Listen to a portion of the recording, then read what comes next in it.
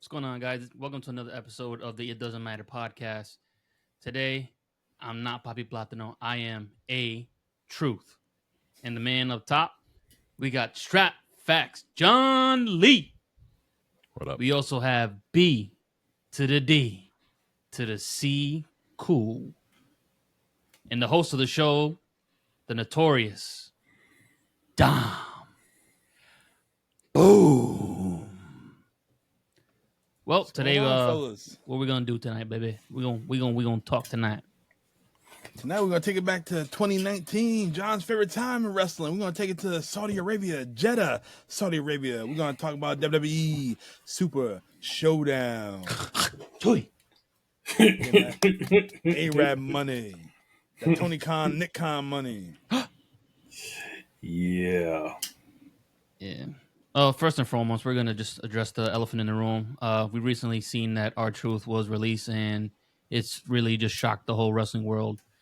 I don't see why WWE TKO would do such a move like that. It's really a stupid idea, but an opportunity for another company to, capitalize on the love and the great locker room leader that he was. So whether you AEW, TNA, wherever, sign that man, even if you got him for like a year or two, just you need entertainment no matter what we got going on, and he's definitely that guy. So the R-Truth, salute, my friend. Indeed. I mean, right, let's get back on topic, though. Well, I'll just say this: only in a company called World Wrestling Entertainment would you get rid of one of the most entertaining guys you have. Not one of, probably the most entertaining guy. Yeah. Hey man, Carlito. Yeah. Who? Carlito. Carlito's lost his luster. I'm sorry. Sorry, man. Well, at least he kept his PS5.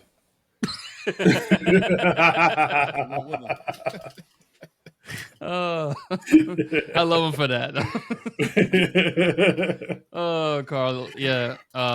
That's pretty damn funny. Me and Dom had the opportunity to speak with him at Kevin Nash's party briefly, and cool dude. So took a shot with Carlito. I can't believe we forgot to take a damn picture. Why are we stupid? We was all up in the moment. That's why. That's true, though. Sometimes you just gotta enjoy the moment and keep stuff to yourself. I asked him. I said, "You gonna be Seth Rollins' mystery opponent?" He said, "Heck no." This is when Cody Rhodes made a debut, his re-debut back to the WWE. So I think we all knew it was gonna be the Roadster. So yeah. All right. 2019. It was a interesting year in the WWE. John, do we have AEW yet? Well, we talked about when the show actually took place, because I couldn't figure out without looking it up, and I did not look it up, when exactly this show was. Dom, do you have the date of Super Showdown 2019? Yes, Super Showdown was, one second, let me get my handy dandy. I think it's in June or July. June 7th. June 9th of 2019. My God.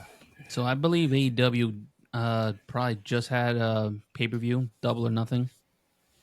Or sorry, something was just crawling on my shoulder. Well, that's kind of disgusting.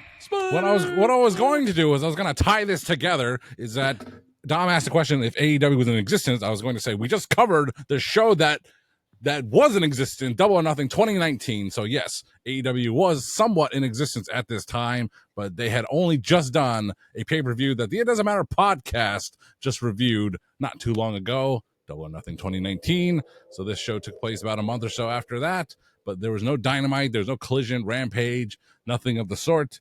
So AEW was around, and they were nipping at the heels of what this show is going to be.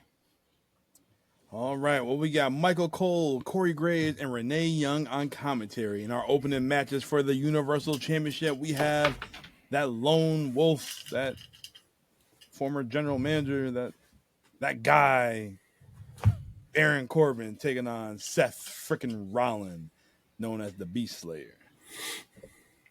And then they show a video package of Brock whooping that ass of Seth Rollins and Paul Heyman's, cash in now, Brock. Do it.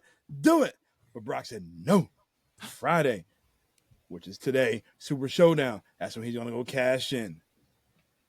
And The bell rang.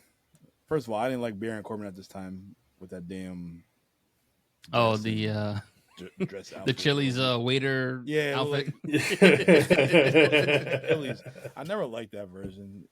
I mean, Yeah, he lost it was his hair. rough. He could have just kept like the lone wolf thing going and like Mhm. that kind of dark loner, basically. Yeah, Right. But yeah, I'm a fan. I'm agree with you with that.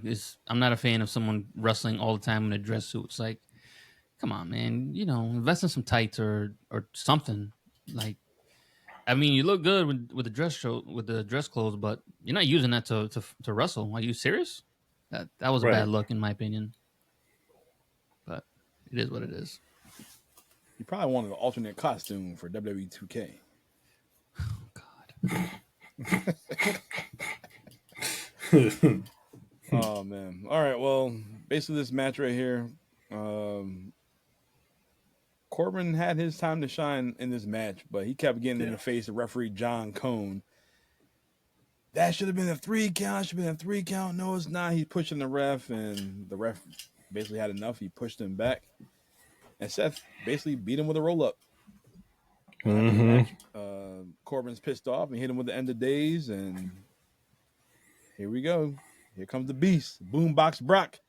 He walks down with the advocate and the ref, and you never see this. This is a rare image if you see something like this. I think it had to be planned, or it. Paul Heyman is what's best for business. When Paul was getting in the ring, he tripped. Oh, that You was never definitely see planned. Paul Heyman trick. Definitely planned. Yeah, you can just And see it. Yeah, the briefcase fell out, and He was shocked, and Brock was shocked, and Seth Rollins with a low blow, and then waylaid on him. yeah, that was it. Just he grabbed the belt and just started beating the shit out of him. Yeah, And the match never began. Rollins hit the curb stomp on top of the briefcase. Cash in never happened. Strap, you quiet over here, R. Strap. What's your thoughts on this match right here? Well, I mean, when Seth Rollins was coming out, this is the Seth Rollins I liked. I mean, the Beast Slayer, him WWE champion looking oh so fine. Like, this is the guy I liked, and of course, he had no choice but to transform into something else right into the pandemic. But that's another that's a whole other thing. But this is the Seth Rollins I liked, and this year was notorious. I mean, with Baron Corbin, Chili's server, Baron Corbin, that was I think everyone would agree it was just not a good thing. As the Raw GM or whatever he was, him being, right. I mean, he's just merely overpushed, and it sucked. And to have him go up against Seth Rollins at this time, it was just not appealing. And that feeling is something that would permeate the entire Super Showdown show, as you'll see. Yeah. Does this match matter? No. Seth versus Baron Corbin? Nah. Sad. It was a pretty decent match, but it just, like you said, it didn't do nothing for me. It didn't do nothing for me. The crowd wasn't hype. It didn't do nothing. It's just shocking too. Seth is one of those guys that can really, get the crowd into it somewhat, but yeah, they just weren't feeling Corbin in the matchup at all. So I think they were just really waiting for Brock Lesnar to really show up and get the real action going. Probably. They didn't pay enough gems to get that jewel. Yeah. All right. Well, our next match is for the Intercontinental title. We have Andrade taking on the champion Demon Finn Balor. Ooh. Not one of his best matches, I thought. Which one? And Balor. Oh, not one of his best entrances, you said? Nah. Yeah. He's had some pretty iconic ones, but it's still. pretty dope, but it seemed like the fans weren't into it. Well, there's a good reason for that, Dom. As they'll get into in later parts of the show, it was 100 degrees plus on the floor. And yes, it was. Now, the Kingdom of Saudi Arabia can be whatever it is, but you can give some sympathy to the heat stroke that many of those attendees, those fans would have sitting at ringside, even at night. I mean, this must have been an outdoor stadium of some kind. There's no air conditioning. They do air conditioning all over the place over there, and that must have sucked. It's true. I've heard stories that they don't allow the residents to go out during the day because it's so freaking hot. The temperatures reach damn near 120, 130 degrees. That's gonna kill you. You're just going outside. So they just pretty much have everything open at night, so you can pretty much somewhat survive. But what 100 degrees? Nah, I'm gonna have to keep drinking some water because I'm dying out here too. I agree with you, John. You're not gonna really get a crowd going when they're miserable like that. The heat would transform anyone into a miserable prick. No wonder they hate the whole world. So, have you ever been on an airplane and it's like, okay, only one time in my life I was actually cold on an airplane, and I was like, this is awesome. I'd rather be freezing than be hot and miserable, because I've been that many times on a plane, and that little freaking vent air thing when it's blowing the hot air back at you. Jeez, thanks a lot, Frontier Airlines. How the hell did I know? God, how did I know? I'll pay $20 extra for the big seat and some air conditioning. And then you got that one person. Oh, it's kind of chilly out there. Don't touch my damn AC. So for all the listeners out there, I do work at a resort casino. Ooh. And there's nothing crazier. Nothing crazier than when we have summer events. Summer, it's hot outside, air conditioners blowing inside, and you have a lady of the evening, or just a lady of any time of day. They're in one of these meetings, and they're just like, I'm cold. Well, you have a spaghetti strap on. Why don't you put on a sweater? Get out of here. You're wearing a tank top. You're wearing a bikini top. Go get something from one of those terrible stores that they have there. Victoria's Secret, or here's John's openness. It doesn't matter. Good God. Oh, here we go. Fired up. Match number 2. Okay, anyway, Andrade El Idolo, as Kevin Kelly would mistakenly say in one notorious episode of Rampage. It's Andrade El Idolo. Oh, jeez. El Idolo. Mi amigo. Wait, was he was still seeing Amos at that time, right? Yes. Yeah, he was still seeing. He kind of dropped it, but it was still, the logo still was still seeing Amos. Yes. Yeah. 1,000 souls. Yep. That's what that means? 100 souls. Well, yeah. So, but I look forward to this match more than the opening match, because I wanted to see what Andrade could do, because he is a really good wrestler, and so is Finn Balor.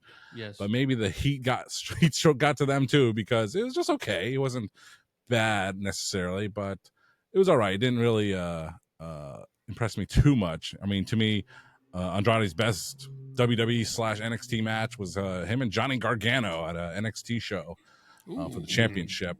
But other than that, he doesn't really impress in the WWE rings, if you ask me. I mean, he's had some good runs with Ray. I mean, I remember those kind of matches, but he is that luchador where it's pretty much fast paced. That's not really the WWE style. He fits more the AEW style. Unfortunately, he's not there anymore, and I don't know where he's at now. Maybe he's with AAA. He's in divorce court.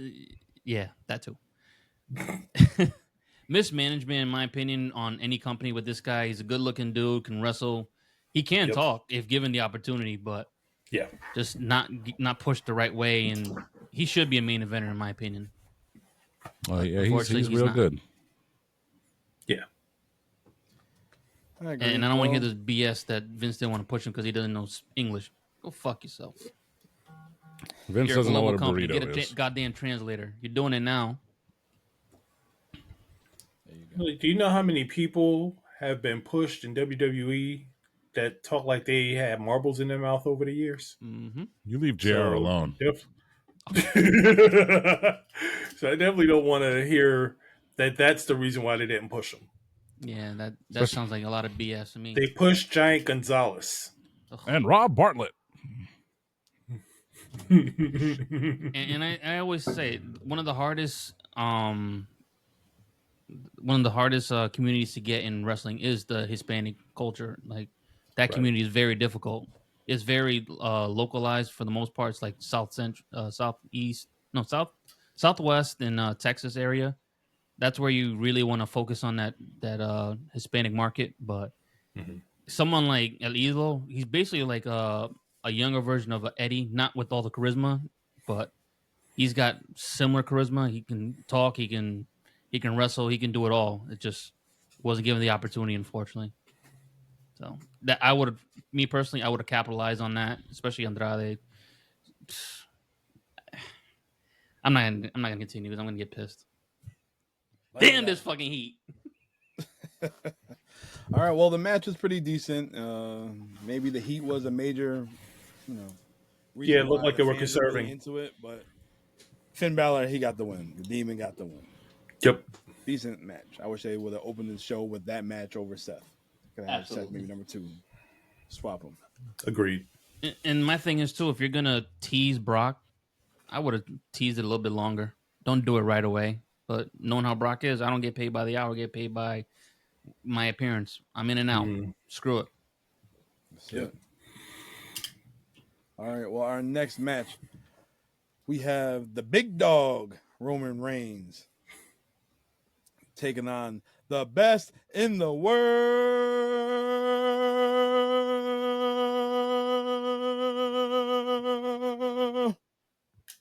Shane McMahon.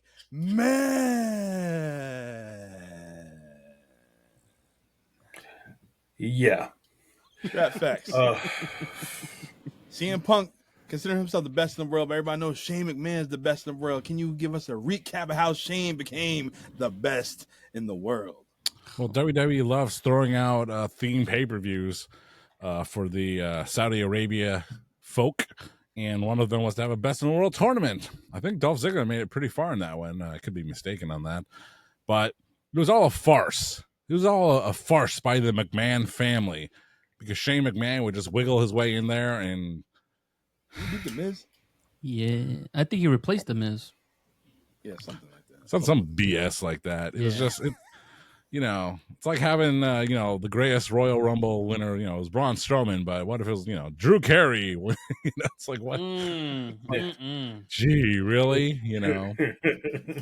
But Shane, he's been heel, he's been face, but the best Shane McMahon to me was SmackDown babyface general manager from 2016 to this heel turn. It just yes. And it was just another reminder, really, of how terrible the booking was in this year, in this period of WWE. And it's just like, why? Another thing they're egging on. They love egging on people throughout the years. Another thing to throw at CM Punk, best in the world. And it just wasn't working for me, brother. But yeah, Shane won this tournament in another Saudi show, and he just carried it through as part of his heel turn. And, whether it was good or not, he did a decent job trying to get under the skin of fans. We didn't like it, so I guess it worked. Yes, it worked. Yeah. It worked. But yeah, and when Don ran down the lineup, I remember him being really interested in this match. And then as he was watching the show, he became very uninterested in this match. Isn't that right, Don? Yeah. You goddamn right. That's That, true. All right. Well, that part. The feud started with Roman Superman punching Vince McMahon. Shane was upset. He said there will be some repercussions. And Shane said that he's not just the best in the world because he won a trophy. He's the best in the world because he was born into it. And then Shane, he had his henchmen. He had the Revival, FTR. He had Drew McIntyre. And he had my boy, Elias. I forgot he had Elias. Yeah. So here we go. So you got the big dog, Roman Reigns, taking on Shane McMahon. And Drew Max with him. oh my God. What an ending. Yeah, that ending was spectacular, in my opinion. Shane accidentally hit the ref, and Drew McIntyre came out of nowhere and hit the Claymore on Roman, and Shane just covered 1, 2, 3, and boom. There's a lot of interference by Drew McIntyre. Yep. Yeah. Shane got the win. I'm like, wow. I think they were really trying to highlight McIntyre to get him ready for a bigger main event because he wasn't really used properly at that time. No. He would eventually break away from Shane McMahon later on during the year. But and then later become the pandemic champion. So sadly, our hero. Yeah. Man, I seen the match, like you said, it was Facebook. My bad. No, you. I was saying I seen early on Facebook today they had like all Drew McIntyre's WrestleMania matches. Yeah. It wasn't. They're all multi-mans until his push. Really, Yep. I mean his first year, right? Fresh off of this guy is going to be a future world champion someday. He was in Money in the Bank. I mean, that's a place to put up and coming talent. It's a place to put talent on the way down. It's a place for everyone, really. And I remember, I hated him I hated Drew McIntyre for a very long time. Excuse me. And I remember watching this at Randy's house, WrestleMania, and when Drew McIntyre at the Arizona was 26 WrestleMania, he was like the only guy around climbing the ladder. I was like, for God's sake, no. I was really heated. I was like, I do not want this guy to win, and he didn't. So. But yeah, he did not have a good WrestleMania history up until his singles push. His first one being with Brock Lesnar there and in COVID Mania. Unfortunately. Yeah. And of course, Shane did get the win over Roman Reigns here. I mean, famously, Baron Corbin would be known as the last guy to pin Roman Reigns for about 3 years. But before that, it was old Shane O'Mac. And it just reminds me of like back, of course, back in the day, Hulk Hogan. How many people can you name pinned Hulk Hogan? Ultimate Warrior, right? He did it. Yep. Macho Man probably did it. And of all people, Arn Anderson on an episode of Nitro, one of the podcasts y'all done back many episodes ago now. Arn Anderson is undefeated against Hogan. Fun fact, I looked that up too. When I saw it, I was like, wait, he's never lost to Hogan. Yeah. For the longest time, there was one bold fact that said Arn Anderson was one of the few people to clean pin Hulk Hogan. Yeah, when he pinned him, I was like, what?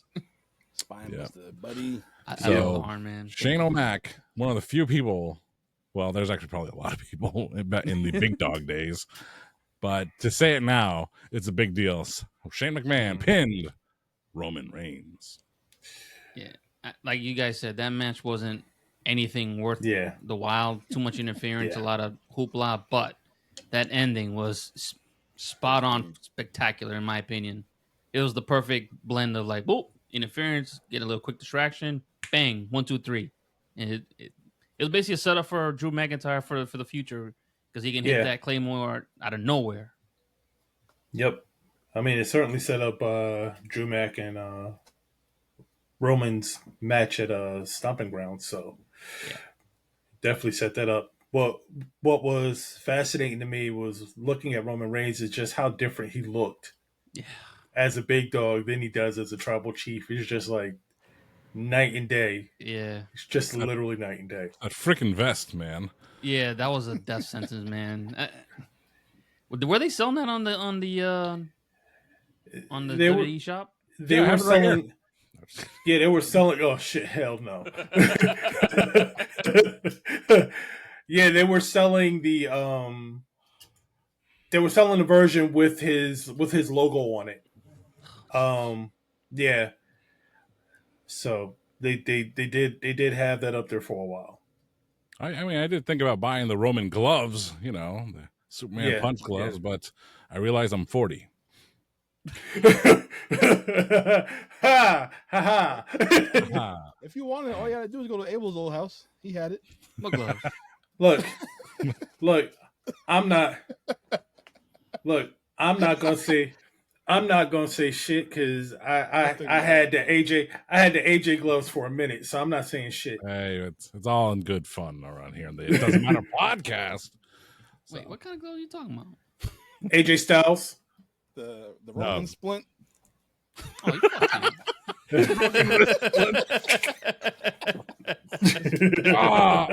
carpal tunnel.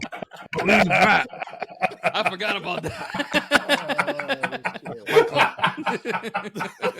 I'm going deep. Make sure to mark that. Cold. That was a good one. All right. Well, our next match, we have the Lucha Dragons, Lince Dorado, Grand Metal. the Lucha House Party, man. Lucha House Party, whatever.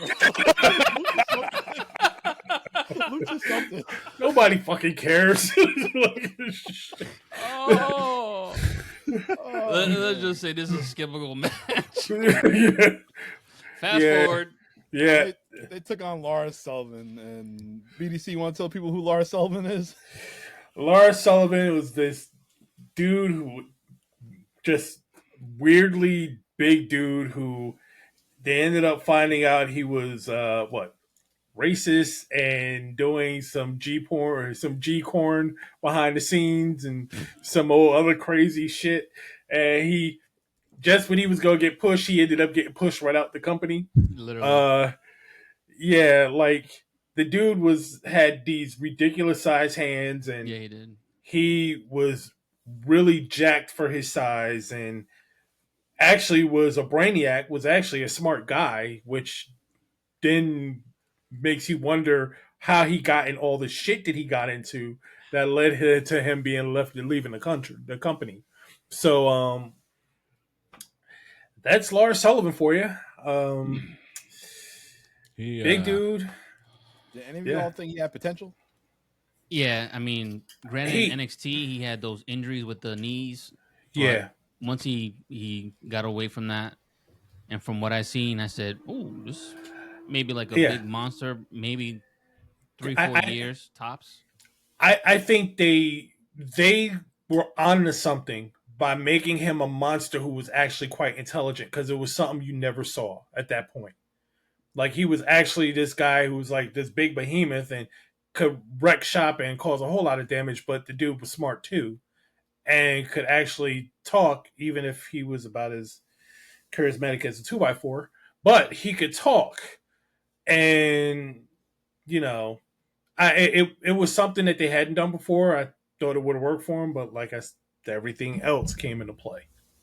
They did that with Ryback. No. He wasn't. No. He wasn't smart. No. He wasn't smart. No. He's still not smart. Dummy. Yeah, he still is.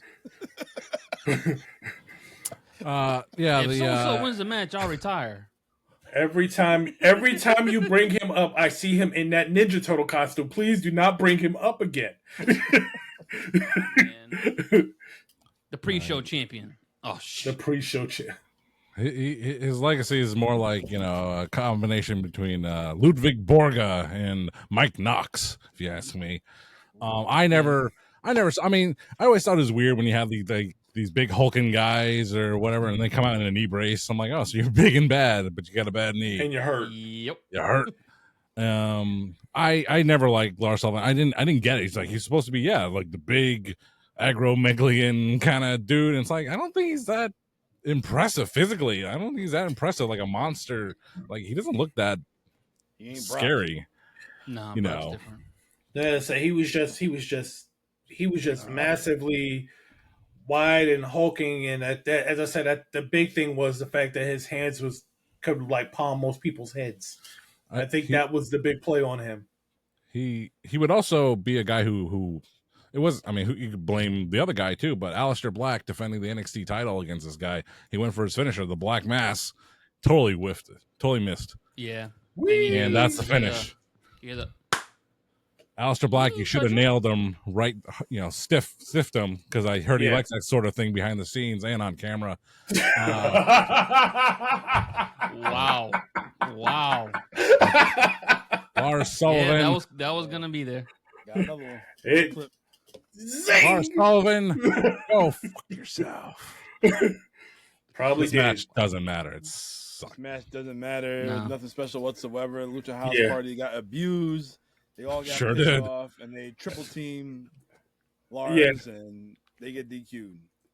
And then they leave. and then they leave, Slowly. and then he starts to follow them, and then these dumbasses turn around and start coming back at him and get wrecked. So that's how it goes. And this is WWE debut. Mm-hmm. That's crazy. Yeah. Although he did a cool music. I liked it. I liked his music, but Yeah, music was awesome. Yeah, that's the only compliment I'll give. Yeah, they always say, how do you feel about a character? As soon as you hear the music, you're like, I'll sit, I like pianos a little bit. Dun, dun, dun, trunks. dun, dun. His trunks. Yeah. Yeah, just had Lars on the back of his ass. That's all. Yeah. You know who he is. Yeah, you can see who owns him. Oh God. You my bitch. I'm Lars. Wear my undies. Next match down. All right, our next match, we have a rivalry renewed. We have the Viper versus the King of Kings. You have Randy Orton taking on Triple H. Yep. And man, Triple H came out on that big boy bike. That bike was the big wheel. Was that the same one we came out with Stephanie? Looked Was like it earlier that year? Dallas. That's a Saudi bike. It may have been with some enhancements. I don't think it was exactly the same bike. That shit was clean. Triple H looking badass. Randy Orton had like that brick color trunks on. That was different. One and done. I'm like, this was just terrible. Yo, no joke. When I first looked, I was like, "Is this dude wearing Spidey drawers? What the fuck?" Did I? I was like, "Oh wait, no." But yeah, them shits was crazy. It was crazy. But yeah, they were talking about their long history, how evolution, and how Triple H turned on him. And remember when Orton dislocated his shoulder? Because what? Triple H threw him over the top rope. Yep. They talk about all that, and yeah, this is the longest match of the night. These guys went almost a half hour.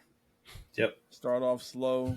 They teased a lot of false finishes, pedigrees, the punt, RKOs. I definitely enjoyed it. It definitely got my attention compared to the other 3 or 4 matches that we watched so far. Yeah, but that's setting the bar really low.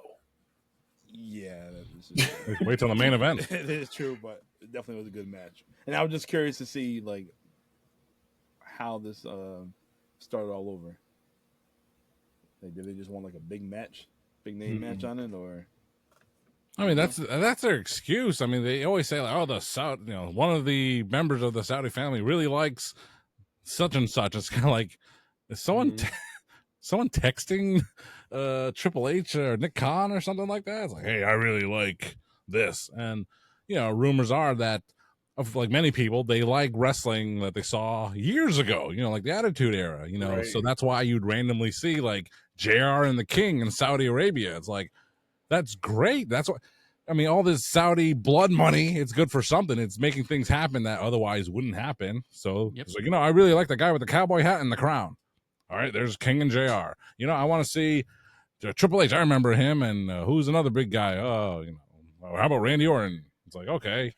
And remember, I think it was supposed to be The Undertaker and Chris Jericho in a casket match or something, and it got changed to Rusev because the guy liked Rusev or something like that. But this match here, it's just another marquee match, one of Triple H's last matches ever. I'm glad he got to go out in his style of match. The only thing I can note is age is getting to everybody, and the one thing you can't train are your legs. So you can be V-shaped. You have a big upper body, but you ain't got no legs. And Triple H was wearing those long sleeves on his legs, covering them up. I was like, oh man, he looks like Mike Bennett. Really, Tommaso Ciampa. But I did like the finish. It was a very clean and awesome looking RKO, so I could appreciate that. So for that, it was a good match. Yeah. Yes, sir. Mm-hmm. All right, our next match. Well, actually, before we get into our next match, they showed our boy, R-Truth, the 24/7 champion. Yep. Standing on outside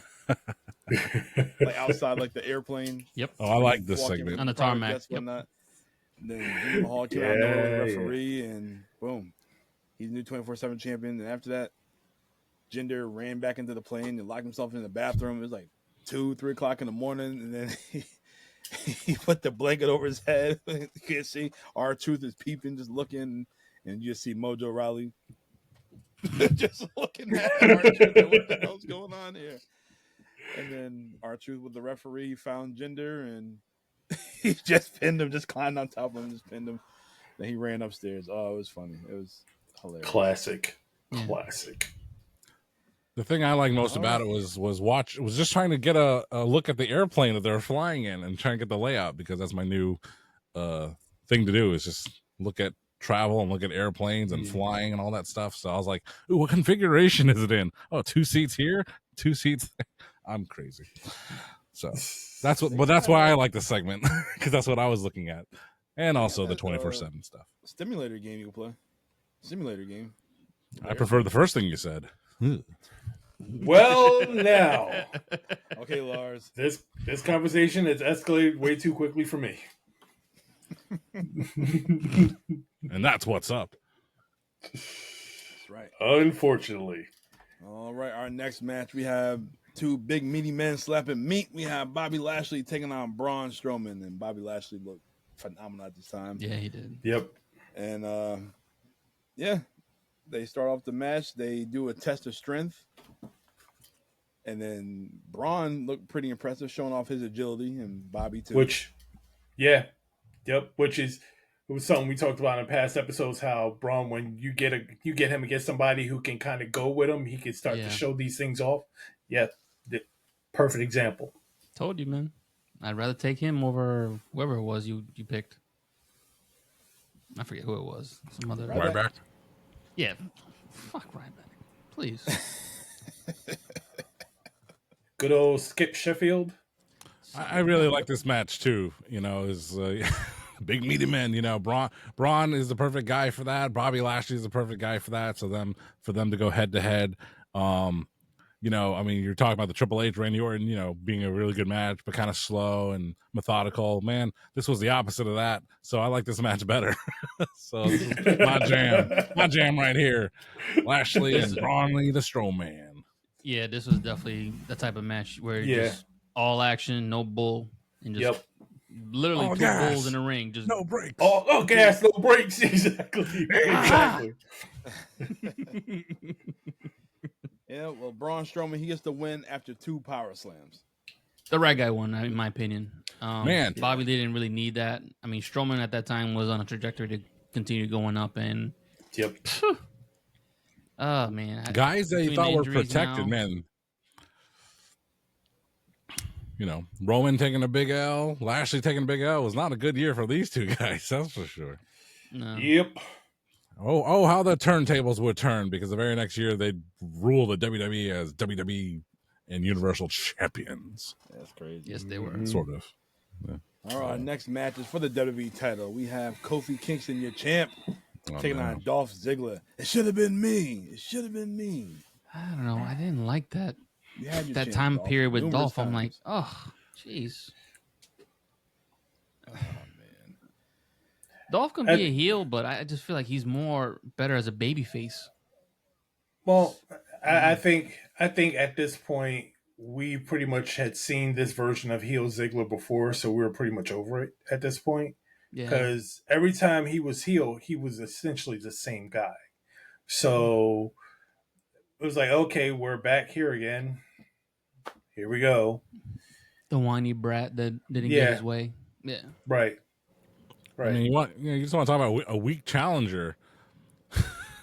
Sorry. Say, here you go. Here's Dolph. You know, and Kofi, I mean, it's unfortunate, you know, Kofi Kingston's title reign, you know, they try to do with him what they did with, our friend Chris Benoit, you know, he's for real. He's a real world champion. Vince still doesn't believe that he's really a WWE champion, but even they said it like on commentary, or Xavier Woods said it, it's like, he's a legit world champion, blah, blah, blah. You know, it's like, hey man, I love Kofi as WWE champion, you know, so I wanted to believe it too, but I didn't really believe it. But you know, Kofi's title defenses, you know, Randy Orton, Kevin Owens, Dolph Ziggler, you know, I mean, it's cool, but they weren't. You know, Randy Orton puts everyone over, you know, so it's and you know, Kevin Owens is a top guy. I mean, but he's just a little below that. Yeah, when he went against Kofi, I was like, I don't know why it wasn't like peak Kevin Owens. It seemed like it was like a tier down from his normal main event level that he brings up. I don't know what it was. Kevin Owens seems to always bring the level of competition up when he's in that main event. He turns up for everybody. But for some reason, with him and Kofi, it didn't mesh well, in my opinion.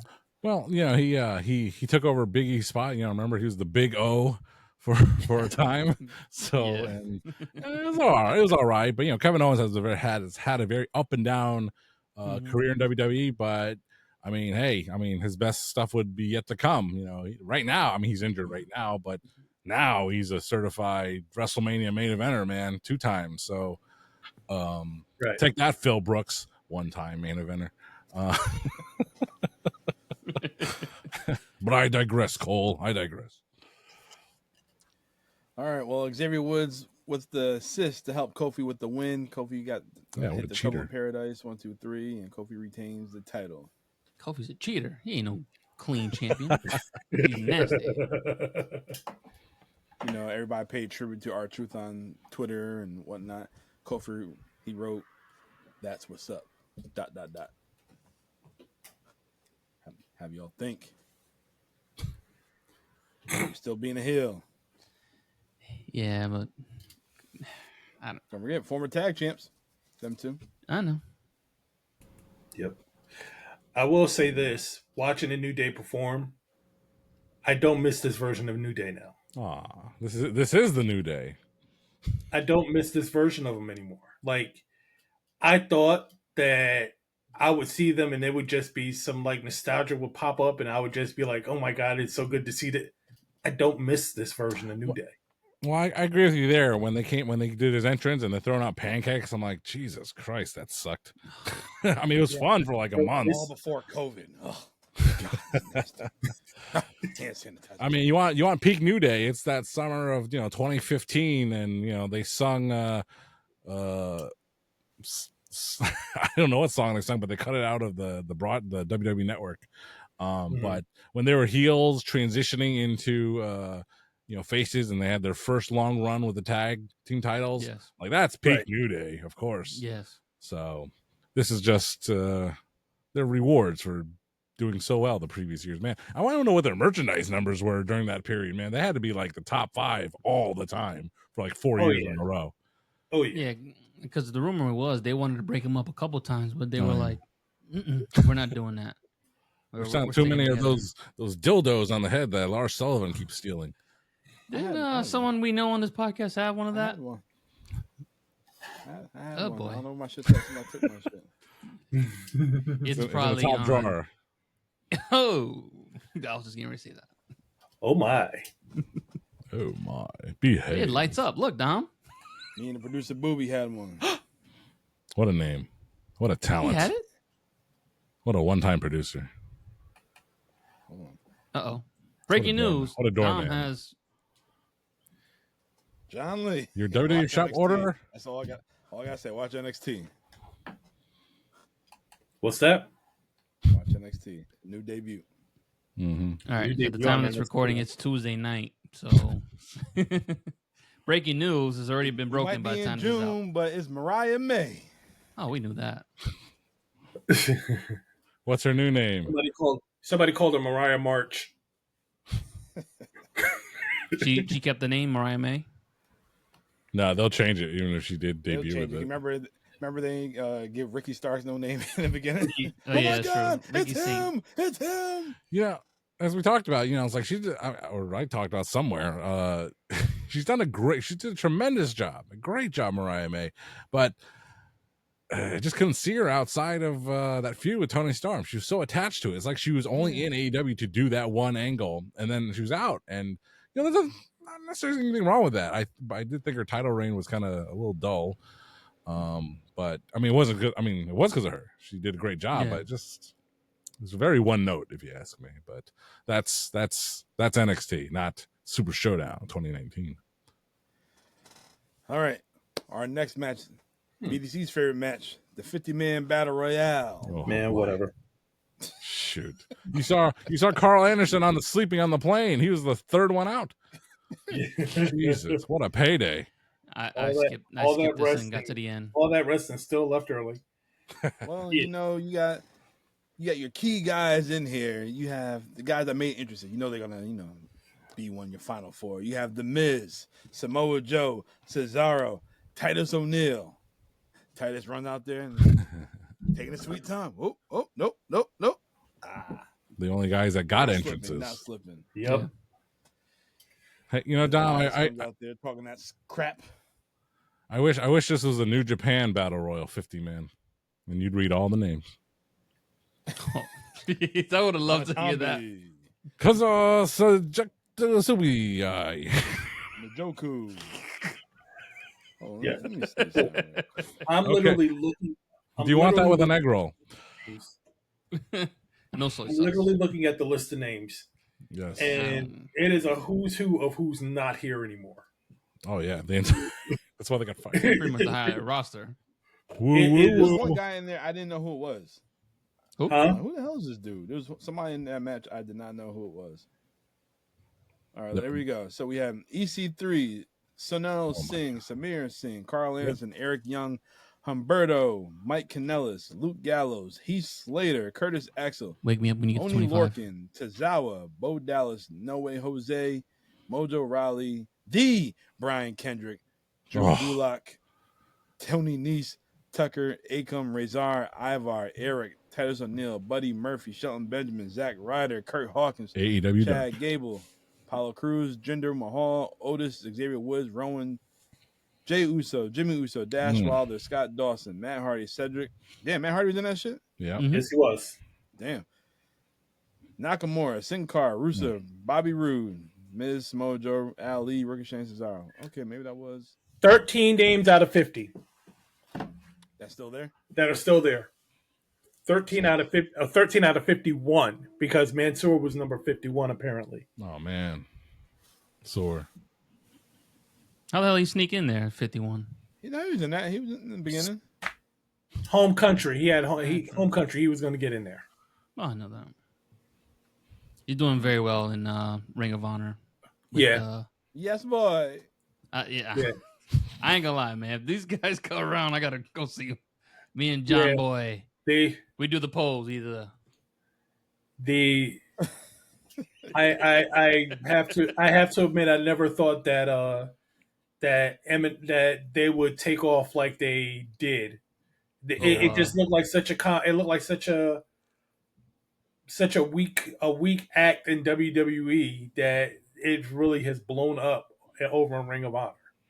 Well, they say every time if you immerse yourself into the character and you become that person, the fans see it. They know you're giving 110%, and they pretty much go all in with you. I mean, look with Dango and Breeze. They became comedy acts. They were somewhat funny, but they didn't become what these guys did. I felt like maybe they weren't doing what Masse and Mansoir and Mansoir.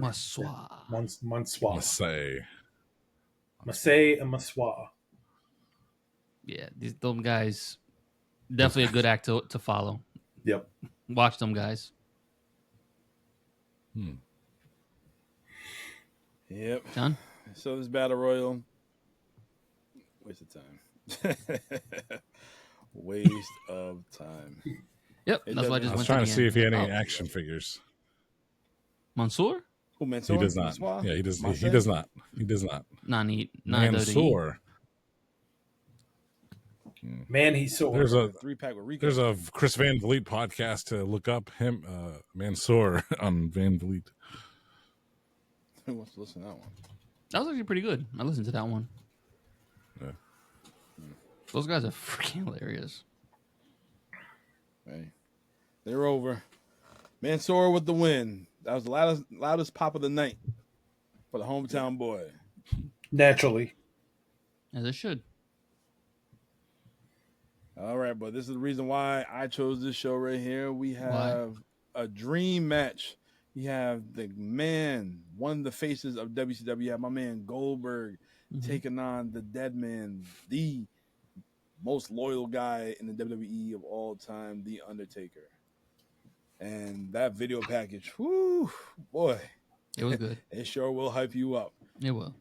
They show both men dominating their brands and holding the titles. And Undertaker said he doesn't want that family man with Goldberg, that he wants that ass-kicking Goldberg. And Undertaker said that, Goldberg, you're next, or vice versa, that you're next and whatnot, and you're going to rest in peace. And next thing you know, Goldberg's music hits. Get the knock on the door. Next thing you hear the thump. Stupid. Like, damn. Goldberg taking a while to open his damn door. Yep. Didn't know what's going on. He comes out, making all that noise stuff. He had a little cut on his head. Didn't think nothing of it the first time I see him, but now you know what the hell happened. He did that before. He walked into the door. That's why it took forever. You gotta pull, not push. Pushing a pull door is not gonna work for you, bro. What the hell? You gonna take it that long to open the damn door? He sold it. And then he's walking to the ramp. Oh my god. The gorilla position and all that stuff like that. And then this theme song damn near started all over again. I'm like, damn, you taking a long time. And next you know, they were just playing. You see the fans holding the sign. And he still ain't come out yet. Like, what the fuck? You trying to regroup? Are you doing the Hogan swats? You doing the swats? What the hell are you doing back there? Yeah, but we don't know. But he comes out, he throws a little punch, a little kick, pyro goes off, and he missed the whole pyro going off. He missed the whole the old school entrance where he stands there with the pyro. I was like, man. Then again, he did say that shit fucking hurts, so I don't blame him. I ain't gonna lie. I left work early to watch this match in 2019. I had to see this match, this dream match right here. And good thing I did. And Undertaker come out. Well, Undertaker got all the Druids come out, all the caskets. He still hasn't come out yet. I tell you what, just rewatching this, I fast forward Undertaker's entrance. Just all right, get in the ring. Here we go. That's what I did. Oh my god! Me too. I'm watching this. I'm like, I need a bathroom break. Jeez. And this is just the entrance. This ain't no friggin' heavyweight fight. Yeah. I paused the match, when the vignette was playing. I'm like, 20 minutes? Like, ain't no damn 20 minutes. Oh, shit, the damn entrance.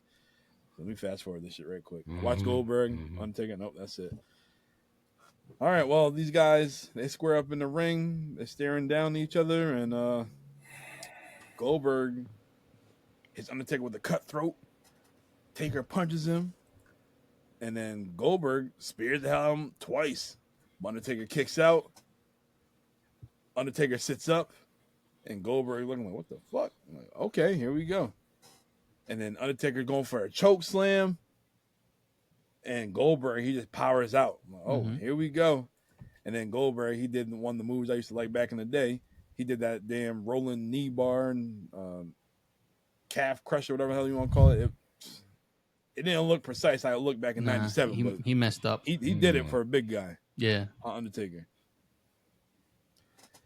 But, yeah, so it got to the point where Goldberg, he wants to go throw Undertaker into the corner. He goes for the spear. He misses. Yeah. That head bounced off that damn turnbuckle. Yeah. And that gash that was there earlier, that shit's wide open. It looked like Dustin Rhodes at AEW. That shit busted open. I rewound the shit. I'm like, did he bleed? No, he legit. That shit twice. I'm looking like, no. You can see he was concussed too. I've had a couple concussions in my life, and I'm like, oh man, I felt so bad. You got the heat already. You're probably dehydrated. Now you're concussed. Mm-hmm. You're really in la la land right now. You're like hoping Undertaker leads you the rest of the way, but yeah, let's continue going. Undertaker, he slowed it down a little bit. He, start working on the shoulders, working on the ribs. Then, he goes for old school. And then, Taker, he's teasing the choke slam, but Goldberg, he gets out of it. And then, the ref is checking on Goldberg. And then Taker, he goes for the tombstone, Goldberg kicking out. So, okay, so at this time, you really can't tell that, he's concussed. We didn't know that at the time. But then And you can see him. Taker did not. He tombstone him a little low. Taker, I saw he that was too. definitely holding back a little bit because he went for that snake eyes, and then Goldberg went for that spear. Like, oh, hold on. Then this is when it begins. Goldberg is teasing the jackhammer. Mm-hmm. Yeah. You know, the jackhammer, you pick him up for vertical suplex, then you basically like power slam him. Goldberg attempt to lift him up, and we got a brain buster. Brain buster, neck breaker, brain buster, you name it. I was scared for Taker right there. Upper half destroyer. Taker kicked out of that shit. Oh my God. And then after this, Goldberg gets up before Taker. And Goldberg going for the damn tombstone. He's trying to leverage him over. Dude, just couldn't do it. Like a damn fall away slam, man. Oh my God. It was bad. After this, Undertaker, you can tell Undertaker's like getting annoyed. Upset. Undertaker goes for the choke slam. Goldberg can't even get his damn body up. That he just up and down 1, 2, 3. Taker with the win, and Taker's like, "God damn, John Gonzalez all over again." Basically, he looks so disgusted. And that Get on my ring. Turn the lights off. And that is why the Undertaker didn't retire at that time. I wouldn't either. That's horrible. If you saw The Last Dance, he was so disgusted after that match. He was like, "I can't go out like that." He was like, "I can't go out like that." and I gotta say, I can't blame the guys. You got like you said, John. You're dealing with 100-degree weather. You're sweating. You're dehydrated. You could get concussed. And the problem is Goldberg should have definitely held himself back a little bit.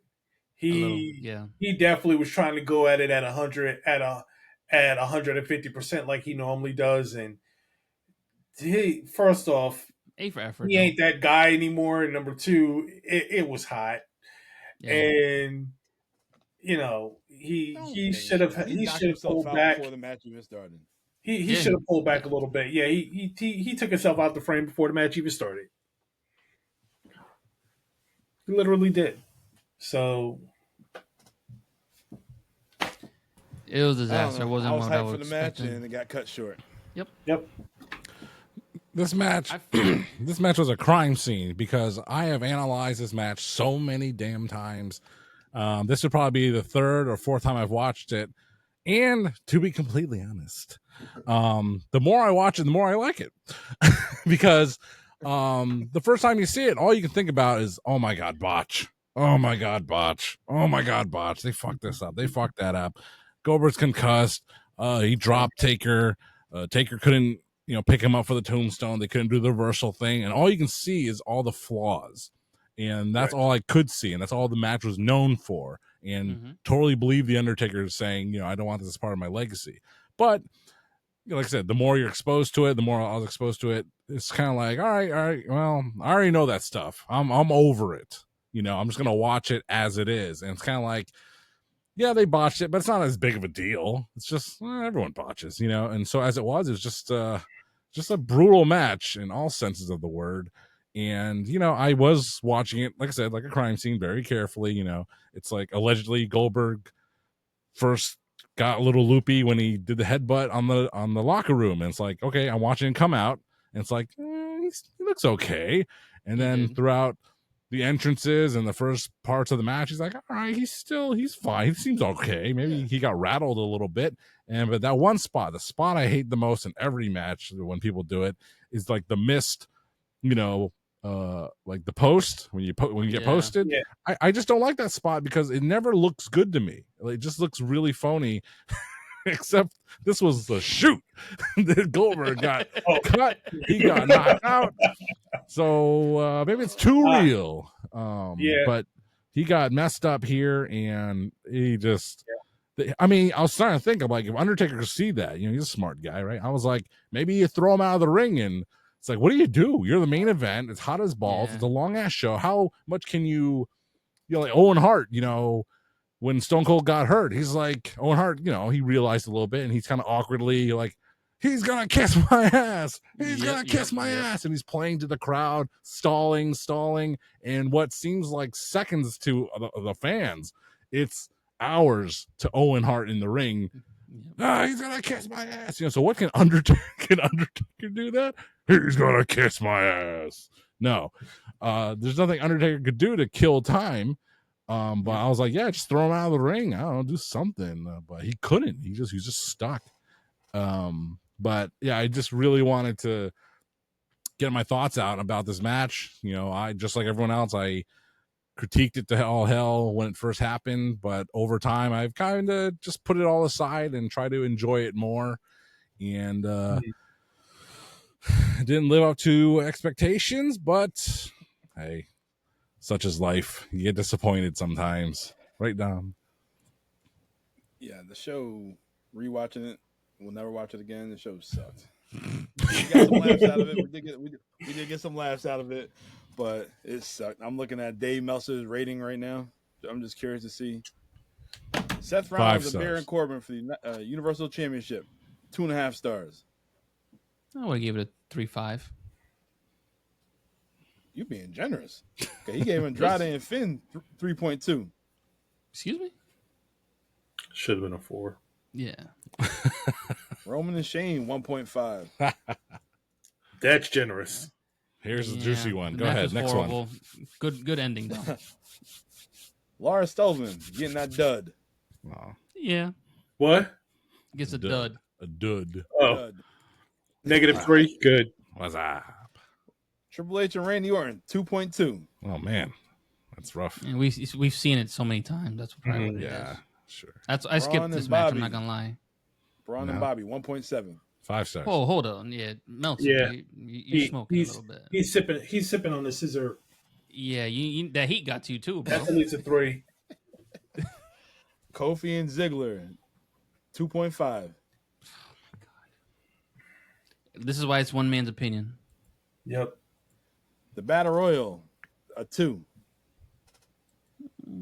One for the man, one for the sword. The fact, the main the fact event? that you could even rate that. Okay. A dud. Main event. Dud. A dud.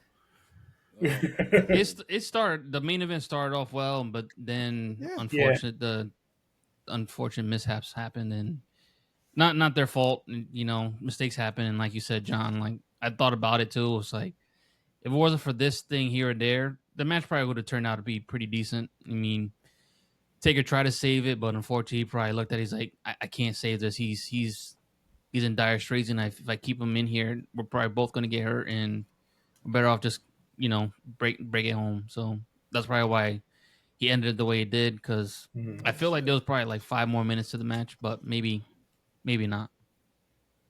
Choke slam. So Yeah, it's a choke slam. I found Done. something online. It said Dave Meltzer's final 10 match ratings for The Undertaker. The first one was Royal Rumble match in 2017. Like his best Even the Rumble matches? match itself. Like his best matches or worst matches? No, his Well, no, last his 10 last matches. 10. His last Undertaker's last 10 matches? Yeah, his Okay. last 10. So Oh. starts with the Royal Rumble 2017 in the match itself. And Don't count. gave him Can't count that. 3.7. WrestleMania 33 against Roman, he get at 3. It's all right. John Cena at WrestleMania 34, 1.2. Eh. Oh shit, I don't even remember this match. He faced Rusev at the Greatest Royal Rumble? Yeah, the casket match that we're match? talking about. Casket yeah. match. Yep. Yeah. 2 stars. Triple H at Super Showdown 2018. No disqualification match, 1.2. Crown Jewel, everybody's favorite match. DX versus the Brothers of Destruction, 1.7. Shit. 7 stars. Goldberg was a dud. Him and Roman Reigns versus Drew McIntyre and Shane McMahon, Extreme Rules, At Impact Flash. I forgot about that one. 4 stars. What the hell is this? Oh, and the Boneyard match. He didn't rate it. COVID. He didn't rate the Boneyard match. It was the first cinematic match. Yeah. I guess But it was great. Yeah, it was. Yeah, it was fucking awesome. What? I've only seen it one time and I'll never see it again, but it was great. Borash was all over it. That's why. The guy that helped make was it he total non-top deletion or something? Yeah, he helped the Hardys with their cinematic universe over there at TNA. And I highly recommend watching that too. That that came across my screen. I was like, "What is this?" And I loved it. Yep. To the point where Jericho had a viewing tape of it, and he said, like, if you don't get in here by a certain time, you're not getting in. And yeah, I agree with that. That was well worth the watch. Mm-hmm. Well, that is Super Showdown 2019. Dud. The show does not matter. No, it does not. No, William Regal. I love when he used to do that. Oh. Well, next week's show will matter. It is BDC's choice, and we are going to talk about all things The Ultimate Warrior. Oh my God. BDC, why'd you choose Warrior? Well, I believe that there is a whole lot of behind the scenes stuff that goes on with him that doesn't really get discussed. His career should have been longer. Yes. But so much of it was human error. A lot of human error shortened that career. And a lot of what seemed to be mental hurdles kind of led to it as well. But, I just wanted to be able to kind of pick up the story and kind of just go through it. I mean, don't have to go all that deep into a dive, but like basically his runs at WWE, why the first one ended, how in the hell did the second one begin? Then there was that ever wonderful WCW run that lasted one match, and was it one match? Yeah, I think it literally lasted one match, and anywhere else he may have performed, he may have done anything before he came back to WWE, and yeah, that's I just wanted to kind of dig in a little bit on that. I want to dig in a little bit on that. All right. Well, it's going to be pretty interesting, and can't wait to see you and Strap's thoughts. Definitely. He looks very ready for it. It was going to bring the deep stuff out, but I want to see what Strap has to say. I want to see y'all two go at it. We're gonna look into the stars. We're gonna get all the maniacs. Yes, next week will be all about the Ultimate Warrior. Cool. That's right. All right. A-Truth, shut us down. All right. Thank you guys for listening to the It Doesn't Matter podcast. I am A-Truth. We have Strap Facts John, Notorious Dom as the host, and we also have BDC. Please follow us on Facebook, Instagram, Twitter, TikTok, whatever you can find us. Subscribe, like us, share us. Well, don't share me. He's a loyal guy. Yeah, I'm very loyal. Oh, man. This is Bobby Platano shutting us down for the It Doesn't Matter podcast. We will see you next week. Boom.